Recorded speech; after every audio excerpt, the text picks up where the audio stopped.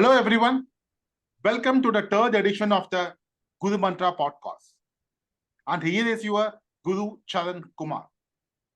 Today, we have a student guest speaker who's very close to my heart, Aanya Garg, who scored 36 points in the final IB exam. Listeners, meet Aanya, an ambitious and driven young lady whose determination knows no bounds. She is relentless in her pursuit of success and constantly strive to achieve her goal in the DP. However, beyond her ambition, Aanya possesses a heart of gold. She is a compassionate student who can easily empathize with others and offer a helping hand whenever needed.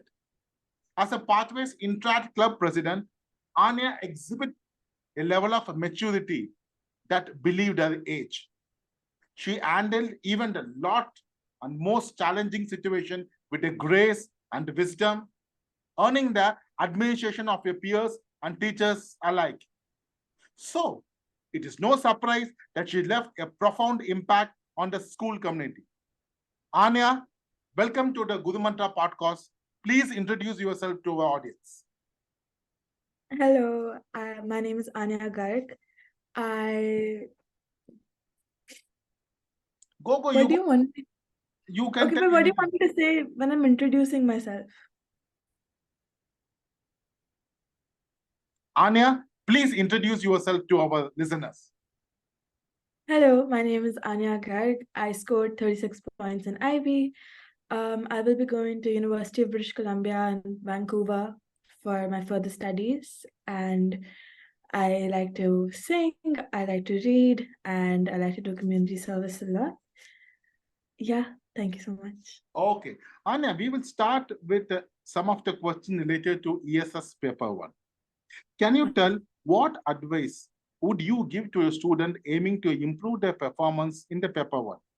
Is there any specific study technique or resource that you found particularly helpful in your DP ESS journey?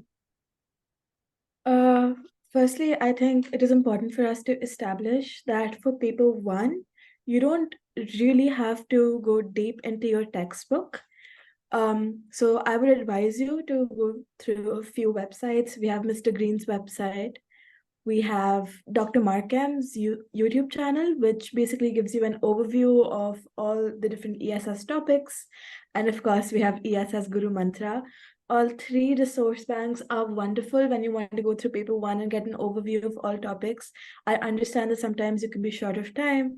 So I think that these are wonderful resources. Other than that, I would advise everyone who's listening to do past papers as much as you can, because they're really important for you to really know how much you should write according to the marks which a question, requires. So I think that is something that one should really focus on for paper 1. Brilliant. So now, Aanya, can you tell the data booklet plays an important role in paper 1? How did you make the most of the information provided in the data booklet to support your answer? Can you give any tips or specific example you can share with our listeners? Sure. So for data booklets, I think this is basically your Bible for paper 1, right? So what you need to do, like at least what I did and what Guru Sir also suggested us to do, was that for your first 5 minutes, just flick through the booklet, get like whatever information you can of the case study provided, so that you have a general idea as to what you're going to, answer after your reading time. For the data booklet and also for the 6-marker question, it is important that you are well versed with the data booklet because you have to write answers in accordance to that. Other than that, because you're going through your data booklet in the first 5 minutes, you should always write your 6 markers first, and going through the booklet at the start can help you gather as much information as you can to, really do well in the answer.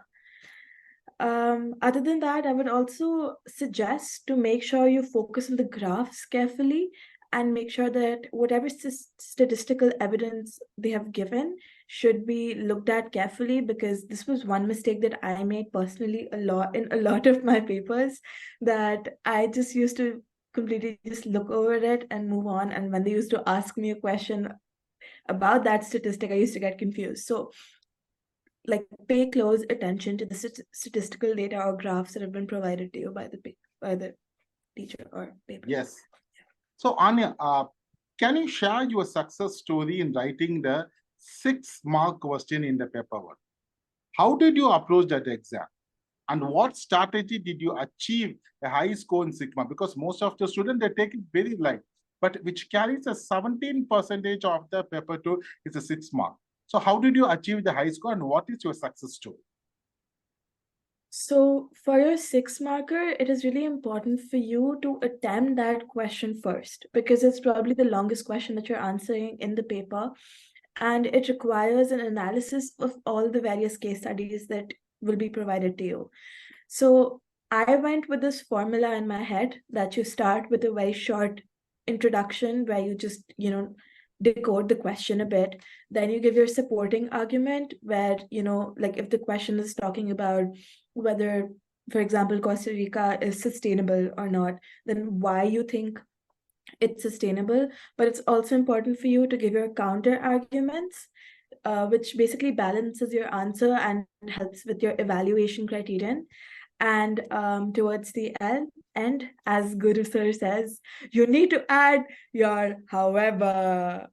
So basically, what that means is that you need to make sure that you say that, for example, Costa Rica was sustainable in this way. However, you need to, it is integral to note that blah, blah, blah, blah, blah was also a factor which, is making the process hard.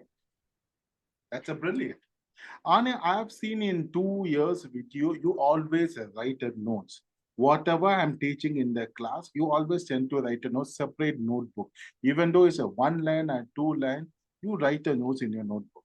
So that is important lesson everyone should learn. So can you tell how writing notes in the ESS class is an important to get an high score? I think writing notes in class really helped me out because firstly, whatever you're listening to, you can you're writing it down, so it's like really it's gone well in your head.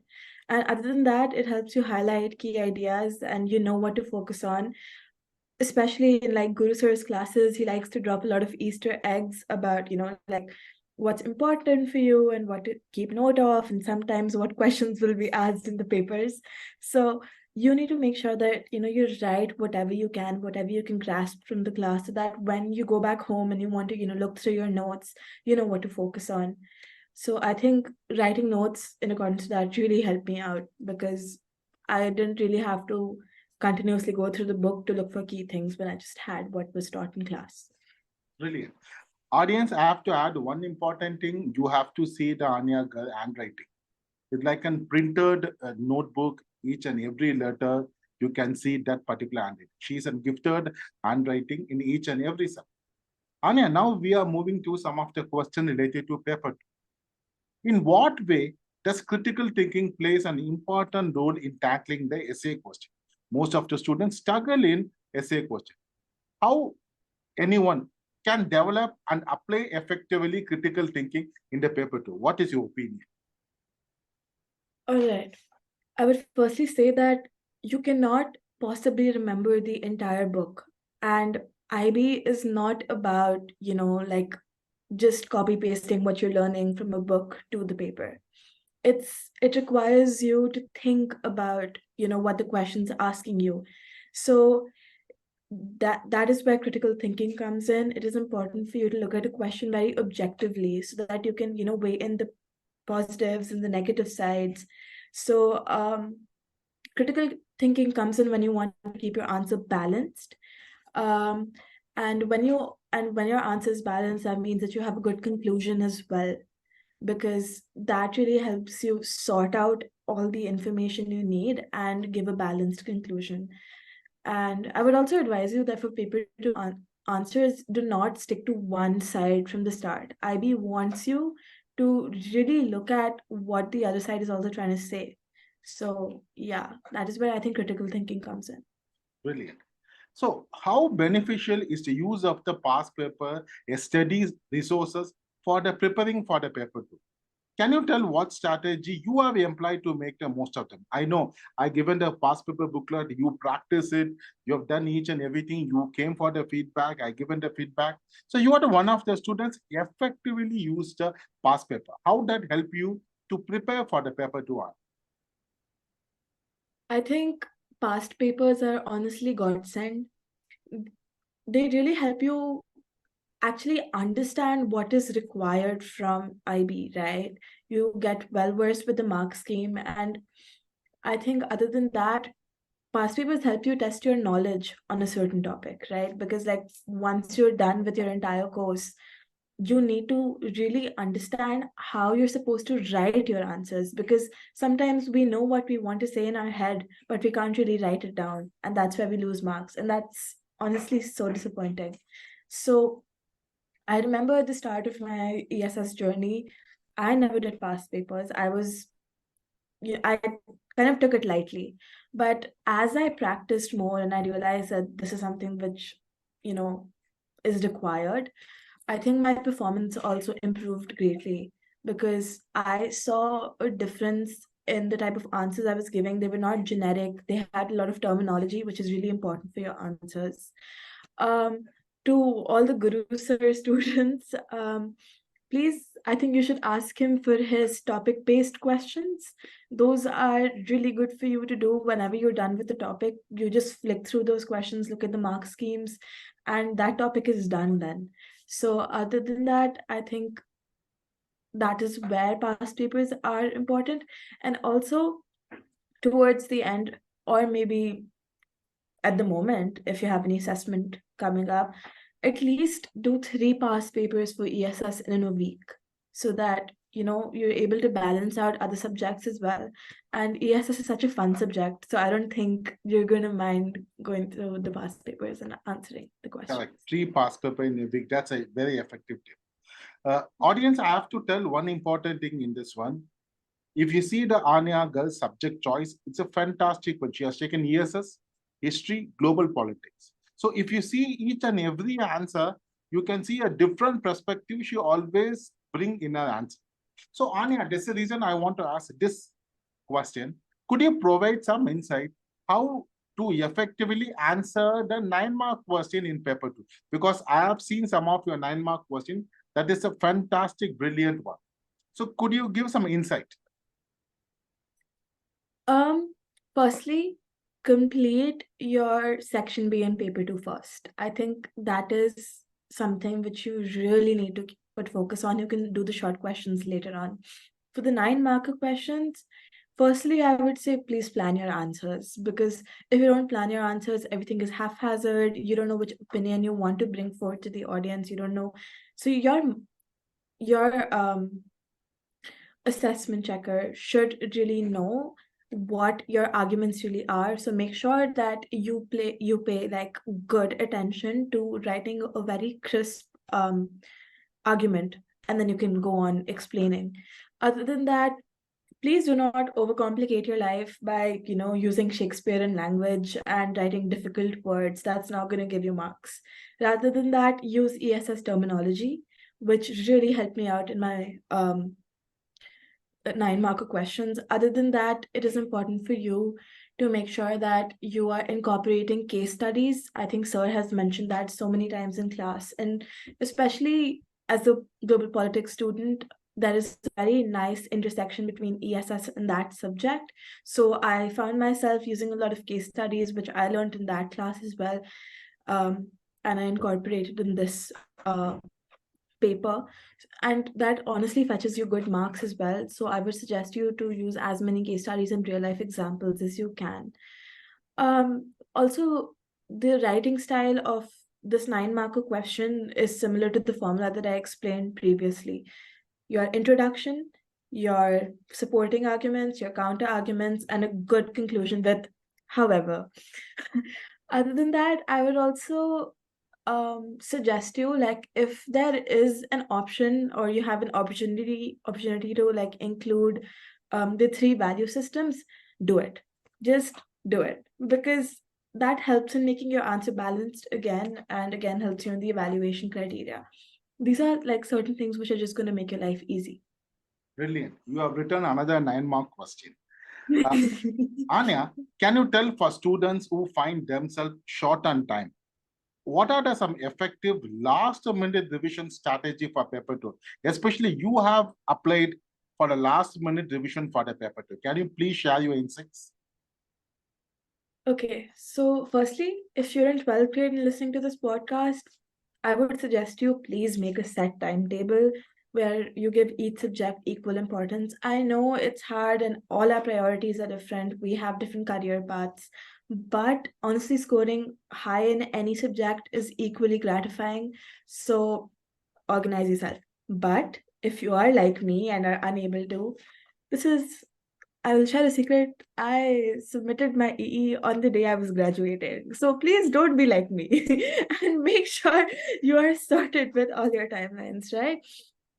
I would suggest you to, again, go through ESS Guru Mantra, Mr. Green's website, and Dr. Markham's YouTube channel. They saved my life in this subject. Honestly, they were so easy and so easy to go through and very interesting, in fact.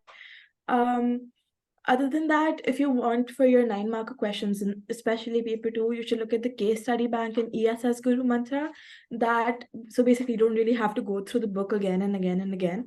You just can look at the case study bank and just go through the case studies. However, I would suggest you to go through the book at least once or twice before your exam, because that book is also godsend.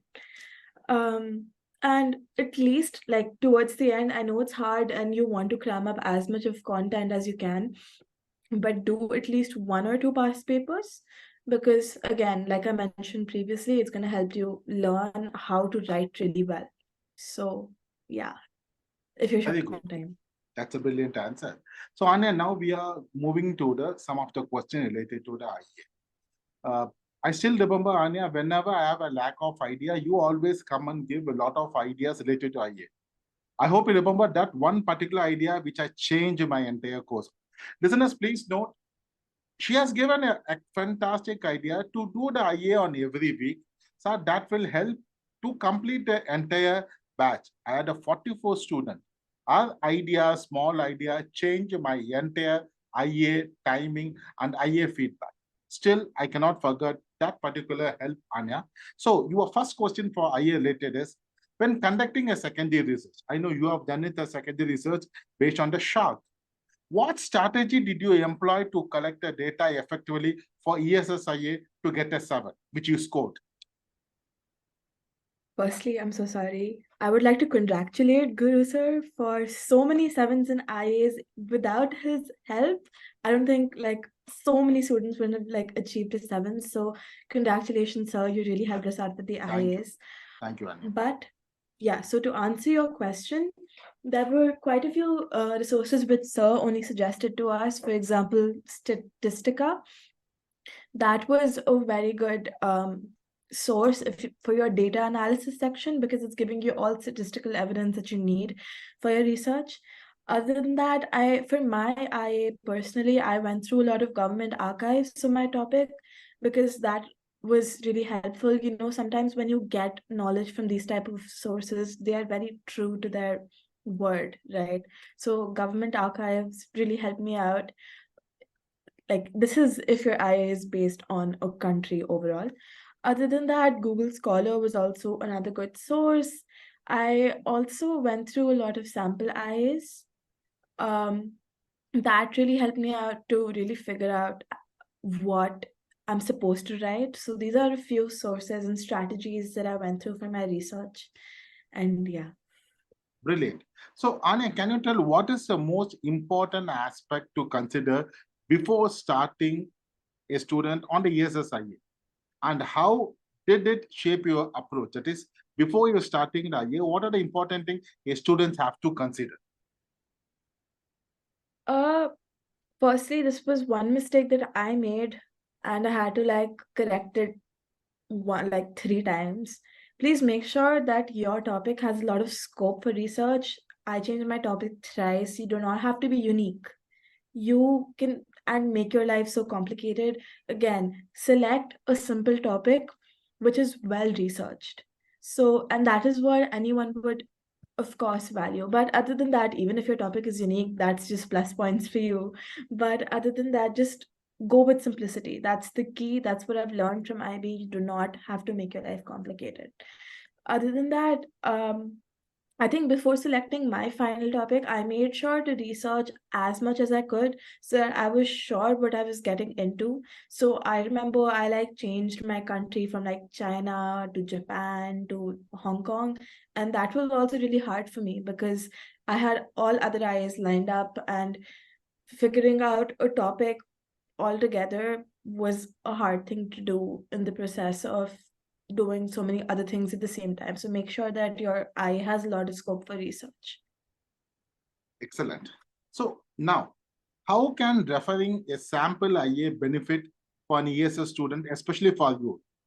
In develop the own IA, especially you must have developed sample IA from the ESSgurumantra.com. So can you tell, referring ESSgurumantra.com and referring sample IA, how that benefited you to get an 7 in a ESS IA? I think sample IAs were probably the best thing that happened to me, honestly. um, they give you a rough idea as to how to format your IA and helps you make sure that you've incorporated every single component which is required by the IB. And the IAs which Guru Sir has mentioned, like on his website, like show you like people scoring like from 5s to 7s, so you can really look at what they missed out on and what like the extra mile which you would go to get that 7. So that is really important for you. Like it is really important for you to go through ESS Guru Mantra just to look at those sample IAs and see what you're missing out on. But also when you refer to sample IAs, please do not, copy or take like you can take ideas, but please make sure not to copy anything, because I've heard of like so many cases where kids just copied like previous IAs and obviously they didn't get their diploma. So that is one thing which you really need to pay attention to and not to. We are academically honest. Yes, I totally agree. All, including teachers also. Anya, now can you tell, could you share an example, a common mistake that ESS students often make in their IA and how to avoid it? I think a common mistake which a lot of people make is that they take their ESS IA very lightly because they think that it's an easy subject, so it'll get done. But I think it was one like I think ESS IA was one eye that I worked on like towards the end. So like it was something that took a lot of time for me to, really perfect. So please don't take your IA lightly, and please make sure that you keep the word count in your mind. Like it's really important that you are meeting the word count. Sometimes we kind of go ahead of it and then we regret it and then you have to cut down on words, and that's also something that is really hard because you don't want to delete what you wrote, right? So that is something. And also make sure that your discussion and evaluation bit is detailed. So try to bring your words, like use heavy good language towards the end, because that's where you're concluding and looking, evaluating, analyzing whatever you have, researched on. So make sure that you do not miss out on these things. Anya, I have a last couple of questions. Now, can you tell me how is DP ESS different when you compare with the other IB subjects? I think DP ESS is different because firstly, it is important for us to understand the situation that our world is in. There are so many environmental disasters that are happening all the time. And when I first came across ESS, I think I was personally really affected because, like, in a good way, obviously, because I really understood the reality of what our world is going through.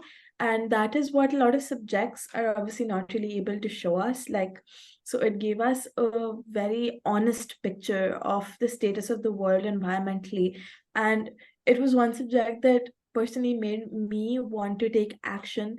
And I remember when we were having safe soil campaigns in school and stuff, I think that was something that really was, really like What did you do exactly? You can do that one. So, One Anya, I have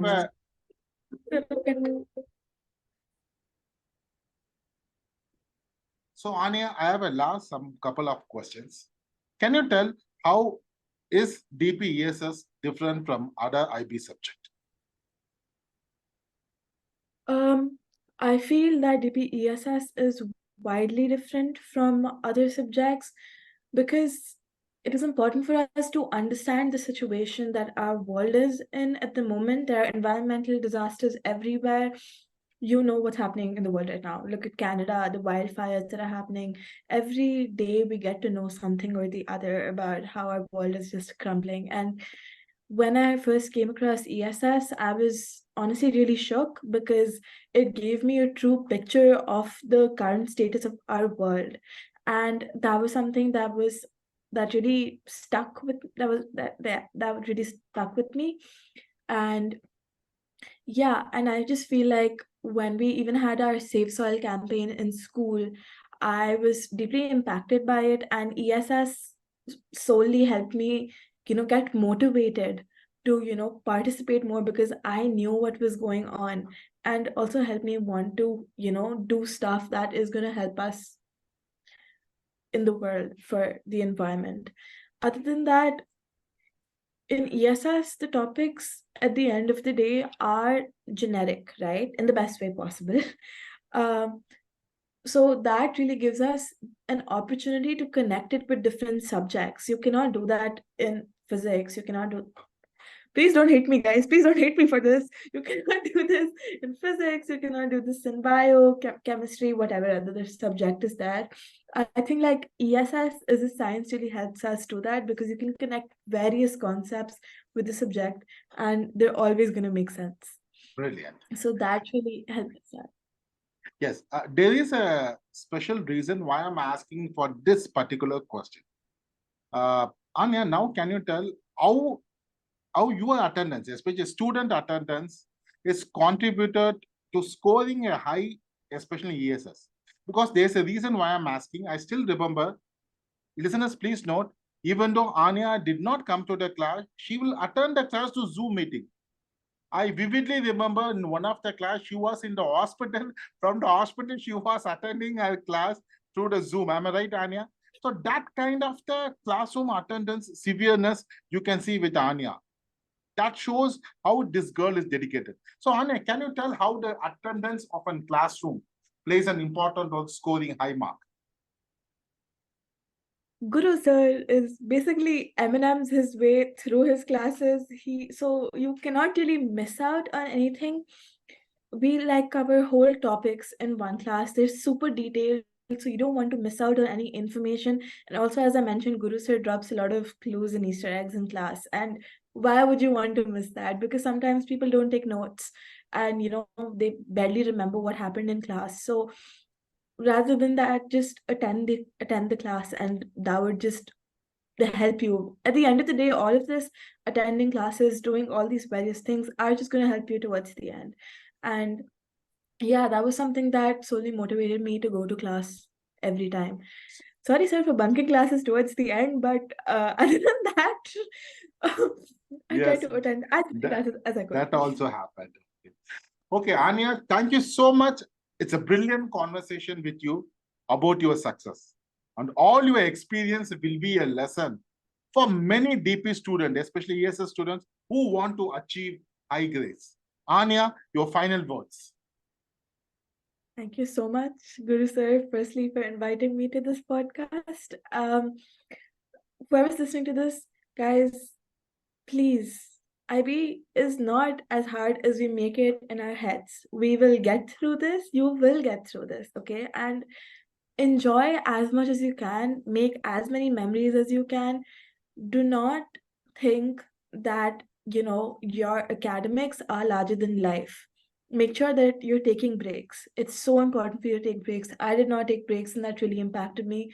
And just make sure that you're making as many memories and are having fun because I can't believe I'm saying this, but like I miss doing like the IB. I miss studying. because the courses were so good. I'm lying. I'm kidding.